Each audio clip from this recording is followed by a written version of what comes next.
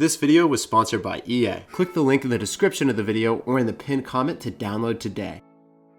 Hey, what's up guys, it's Jake aka Tag, and today we're going to be hitting you up with a brand new game today. Command & Conquer Rivals just came out on mobile, and I'm so hyped to play it. As you guys might have known already, I've been a professional gamer in multiple real-time strategy games before this, and whenever there's a new RTS game out, I always check it out. And this video will actually be sponsored by EA Sports as my first sponsored video ever. On my channel, I've only ever wanted to cover games that I would personally play a lot and that I actually enjoy. And I'm very thankful that Command & Conquer reached out to me because this is a game that I'd be playing a lot of my free time anyway. I got the game in beta and I've been playing the game every single day since. So let's go jump straight into a replay and break down how the game is actually played.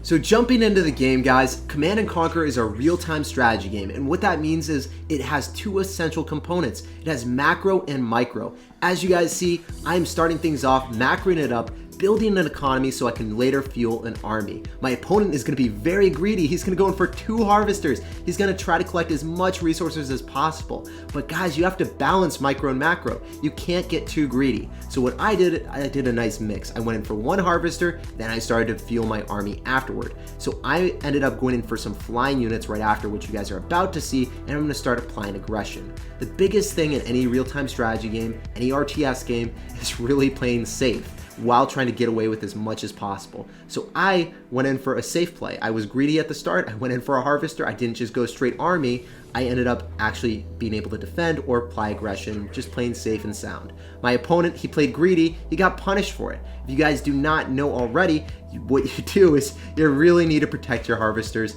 and obviously he wasn't able to. He lost a harvester at the start. He lost a unit. That's a lot of resources that pile up. In Command & Conquer, you're able to actually maneuver around the map, and as you guys can see, I'm microing my 1 unit. I'm microing my flying unit all across the map. I'm trying to get a lot of utility, a lot of resources, a lot of actual nice trades with it. So he's going to be trying to deploy units and trying to be able to take over the map. What I really want to do is I want to be able to control 2 out of the 3 platforms. If you control 2 out of the 3 platforms in Command & Conquer, what happens is you launch a nuke off on your opponent. So if you're able to have map control 2 out of the 3 platforms and get 2 nukes off on your opponent, you will win the game. So that's the big actual goal in the game. Obviously, there's a whole bunch of micro, a whole bunch of minor battles maneuvering around the map, but the biggest thing is just making sure that you actually have the clear goal in mind of damaging out your opponent. Doesn't matter how many resources you have, doesn't matter how big of an army you have. If your opponent actually gets 2 nukes off on you, you will lose. So you need to make sure that your opponent does not get 2 of those off. So as you guys see in the middle of the map, it's currently red. The bar is approaching being full. When it's actually full up, that means the nuke is launched. And as you guys can see, I have control over the platforms. My opponent is in dire straits right now. Another thing that you guys can notice is my opponent went straight for my actual base. There's a little bit of damage on my base. You can go and do 2 ways of actually getting damage on you. You can actually get damage by attacking directly, or you can control the platforms. Personally, I prefer to control the platforms because you're not really charging into enemy territory, unsure of what they have.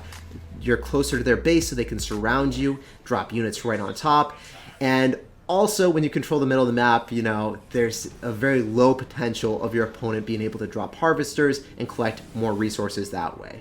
So, as you guys can see, I have complete and utter map control. My opponent is trying to just flail units at me haphazardly, and it is getting some nice damage off on me, but guys, does it really matter? Because I have the nuke in the middle, I have map control, there's not too much you can do.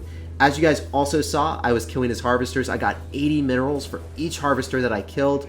I have high-tech units because I ended up actually killing his harvesters early on, and I got a mineral advantage after. So it just wasn't really solid for him after that.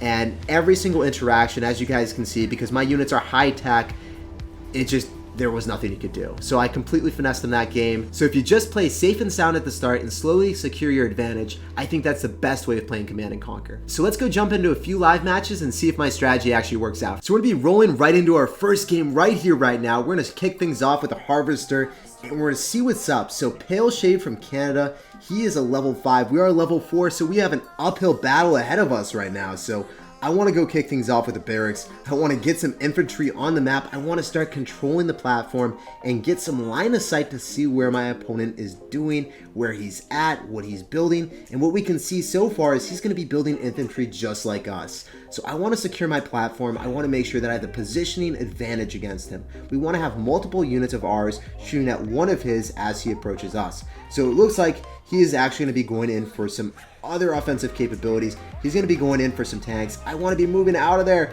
I do not want to be shot by that. Your units cannot attack while they're shooting unless they actually say that they can. Most units have to wait until they're static. They have to be positioned in a placement that they are already stand put. So my units right there, my missile launchers, are actually in position so they can attack. He is trying to move and rally his units back and forth, so he isn't going to be able to lose his units early on. I'm going to end up building more and more infantry at the start. I do not want him to allow, I don't want to allow him to take us over. We got to make sure that we have the positioning advantage here. I'm going to be building some orcas right now. If you don't know what a unit does, you can easily just hold it down and see what it targets, what it's strong versus. As you guys can see, the orca targets ground, and it's very strong against any type of machine ground based unit. My unit has to reload. Oh my gosh, he is building tier 3 units already. So he already has tier 3. We actually have to make sure that he's not able to overrun us already.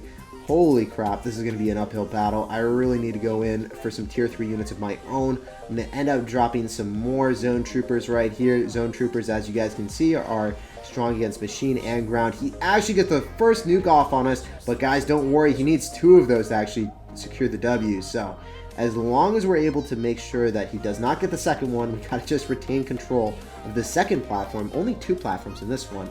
So if he gets a unit on top of the platform, that means that our advantage is mitigated, and he's actually able to retain the advantage overall. He's able to have more control over both platforms then.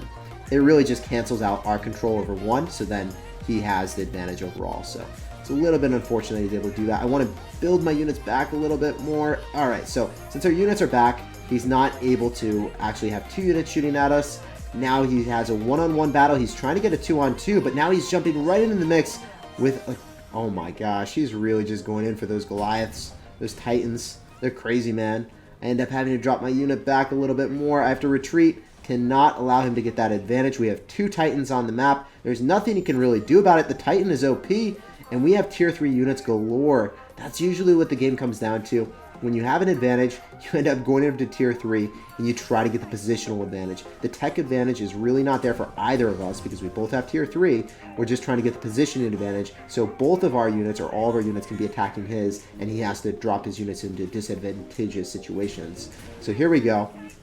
The minerals are stockpiling up for the both of us. I'm going to end up using my commander's special ability. I'm going to drop the turret right here, right now, and we are controlling the platforms. We get our nuke off, and we are mounting a comeback, boys. Let's go. Our nuke ends up shattering his hopes and dreams, hitting his tower, and we are well on our way to this amazing comeback. Let's go, guys. So what is he going to do? I don't think there's much he can do because we have all 4 of our units in a concave. There isn't really anything you can do. You can just drop units into the concave, but dude, that is not a situation you want to be in. That is a meat grinder, my man. And here we go, just shattering more of his units. He's keep dropping both of his units, all of his units, into the meat grinder. 3 units. We're attacking that 1 measly unit. Holy crap, guys. I'm going to be building this huge line of fire, and there's nothing he can do about it. Our nuke launches off, and we end up taking the W. Let's go, guys. That is dominance asserted to the highest degree. So we got a game against Chris. Let's jump right into the game, and let's get ready to assert some dominance. So as always, guys, you want to kick off the game with a harvester. You want to secure that economic advantage, build your units afterward, and really lean heavily on that huge economic advantage to fuel your huge army. So here we go, guys. I'm going to be going in, and I'm going to be going in for some air units early on. I want to get some orca. I want to get an orca on top of his harvesters here, and I built 1 harvester first just to make sure that I can fuel the orca, get it a little bit quicker, and really just not be too far ahead or behind. I don't want to go all in with this orca push. I want to actually make sure that I'm just investing a little bit into the orca, scouting him out, feeling what he's running, And here he is. So he's going to be having harvesters on the map as well. We haven't seen any units from him. I get 2 pot shots off on that harvester, and we're going to see what's up. So I just need to wait for that to refuel. As you guys can see, the little bar is indicating when it's fueled up. And now we have 2 more, and there we go. 80 minerals. Let's go. He's going to be going in for some machines at the start, guys. I know that I can go and snipe them with my Orca, so we are going to get ready. Here we go. Orca's going to get 2 shots, and then I run away. Here we go. So that's always nice. You can micro and move your units around the map, and that's one of the things I love about Command & Conquer. Just being able to have that micro potential that is, I don't know, it's so indicative of an RTS game. It just allows the skill cap to be up there. You know, all the top players in RTS games are really good at using their units and getting the most efficient trades possible. So that's what I'm going to strive for in Command & Conquer. As I try to get better at this game, I want to get more and more utility out of my units, getting better trades, and learning every single interaction. I know that Orca is really, really good against any ground unit. As you guys can see, it's really good as it fires against ground and strong against tank units or machine units that come out of the machinery. And there we go. So our Titan is going to be thrashing his. His is actually leveled up 1 more than ours, but ours ends up prevailing because ours was dropped first. If you guys did not know already, your units do not shoot while they're moving unless they are otherwise specified. So if you go and click on your unit, it tells you if it's able to shoot while it's moving. If it doesn't say that it's able to shoot while it's moving, obviously it is only able to shoot while it's placed. So that's what we're going to consistently try to do. We're going to have the better advantageous positions than our opponent. So what I'm going to be trying to do here is I'm going to try to get that first nuke off. I'm trying to get in a position where he is dropping units right into us, and that's exactly what's up. We get our first nuke off, and here we go. We're setting up the concave. Does he really want to go drop his units into the Doom? Oh, dude, I don't think he wants to drop his units right into our line of fire.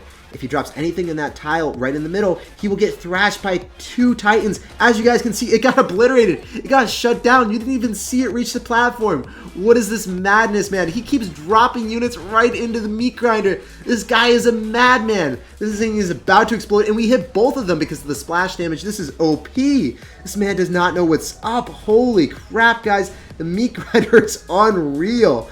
Gotta love it. So yeah, there's not too much you can do. When you have the superior positioning on your opponent, when you already have tier 3 units, even if they have a level advantage, you just win the game. So that's the thing I really love about Command & Conquer. Even if they have a level advantage, yeah, he just rage quit. As you guys can see, he disconnected because all hope is gone. We take the W, dominance asserted, and that is a clean win. That's what I'm talking about, guys. This is such a nice win streak already. We're going to be rolling right into our next game. As always, guys, we kick things off with our Harvester, and we're going to see what's up. What does this dude want to do? We're going to be going in for some infantry to kick things off as well, because we want to retain the positional control of the map. We do not want to let our opponent gain any ground. We're not about that life, guys. We're not that kind. We don't want to gift games away. We want to make sure that we can scout out our opponent, see what they're running, and then we want to build a counter to whatever units they have. See their positioning, see their unit composition, see their strategy, and then adapt. That's what I'm about. I always like making sure that I build a counter to my opponent, see what they're up to. If I play really aggressive, I feel like I can get countered by my opponent. I don't like that strategy. So we're going to see, we're not even going to invest anything into any type of unit, any type of building, because if we built a tech lab right now, guess what? We wouldn't have enough resources to actually fuel anything. So we're going to get the first missile off, it seems. This guy is not doing anything about it. Okay, he's already got tier 3 units. This guy's an absolute madman. But we know that that's not very good against infantry, so what I want to do is I want to go and build some infantry, some missile launchers right here, and I actually want to build some more and then go in for the tech lab. Since I have the tech lab on the map, I now know this guy's quite a savage. He's probably going to be able to go in for some offense on our second position. Oh man, are we going to get it in time? Yep, so we end up getting 2 units on the map. He built a tank, but our 2 units are really going to be thrashing that tank. If the tank ends up dying, then we do end up securing the platform and we do end up securing the missile. That's what I want. Our blue is actually dominant and we take the first missile. That's what I'm talking about, guys. Getting that lead early on is pivotal in securing the W, and this man doesn't even know what hit him. The missile comes through, and now he's building more harvesters, but if we snipe those harvesters, we can actually get a plus 80. If we get a plus 80, we get even more resources to fuel our army, and it looks like our positioning is really honestly perfect in this situation. We are firing off 2 compared to his 1, and his Titan falls, guys. We are now engaging on his harvesters, and when we thrash his economy, he's not able to support any of his army. When you don't have an army, you can't really actually control the platforms. When we have the platform advantage, then guess what, guys? What happens is we just win the game. The nukes launch off, and there's nothing he can really do about it. We're going to be going in for our turret special ability to engage on his other platform. And since we have so many Titans on the map, there's nothing he can do at all, guys. The second nuke launches off, and that is a game. Let's go, guys. Dominance asserted. So many easy W's today, and I can't say enough about this game. I love it. So let me know down below in the comment section what you guys think about this video. If you guys enjoyed Command & Conquer, I'd love to know. And thanks for watching. Thanks for chilling with me, and I can't wait to see you guys in the next episode.